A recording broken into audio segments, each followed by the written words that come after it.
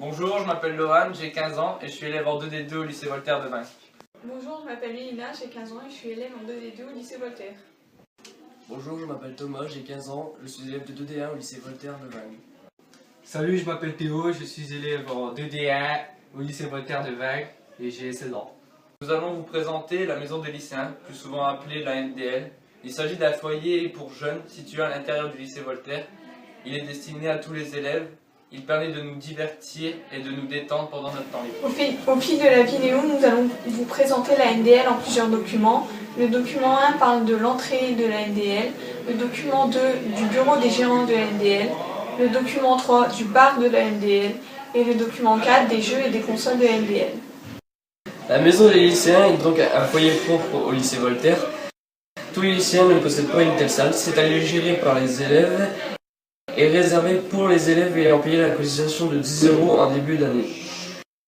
Le lieu permet de se divertir, de rigoler, de rencontrer de nouvelles personnes venant d'autres classes, tout en gardant un esprit sérieux pour ne pas dégrader les équipements mis à notre disposition.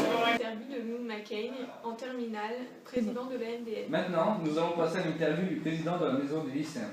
Bonjour, je m'appelle Louis Macquet, en classe de TL1. Je suis au lycée Voltaire depuis 3 ans et je suis président de la MDL depuis cette année. Donc Louis, depuis quand existe la MDL? Depuis 2003. Et comment devient-on membre de la MDL?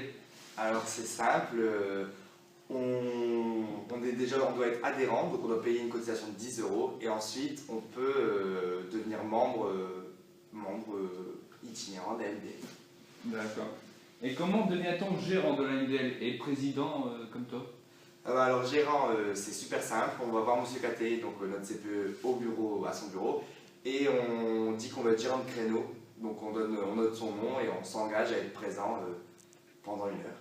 Et pour devenir président, on dépose sa candidature, donc on fait une sorte de campagne électorale, et ensuite il y a un vote où tous les élèves inscrits à la MDL peuvent voter, et on regarde le scrutin et on voit qui est élu. Et combien de gérants compte la MDL? Une centaine. Une bonne centaine, parce qu'on est à peu près 1300 élèves à être inscrits à la MDL, donc c'est déjà pas mal. Ouais. Et que peut-on faire à la MDL comme activité?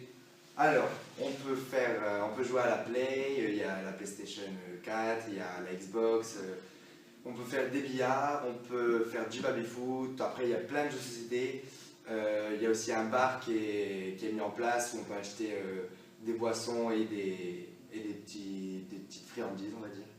Et voilà. Et est-elle ouverte tous les jours de 8h à 18h? La MDL, non, parce que pour qu'elle ouvre, il faut qu'il y ait au moins 3 gérants, et pendant les heures du midi, il faut qu'il y en ait minimum 4, parce que sinon, on ne peut pas ouvrir. Donc elle n'est pas ouverte de 8h à 18h, mais elle est ouverte, sur la semaine, elle est ouverte à 75%. Et comment sont financés tout ce qui est jeux, consoles, baby-foot? En début d'année, tous les élèves voulant s'inscrire à la MDL doivent payer une cotisation de 10 €. Et donc c'est ça qui finance tous les jeux. Et la MDL a un budget considérable de 45 000 €. Ah, ouais. Donc on peut facilement racheter des jeux, faire des sorties et tout ça.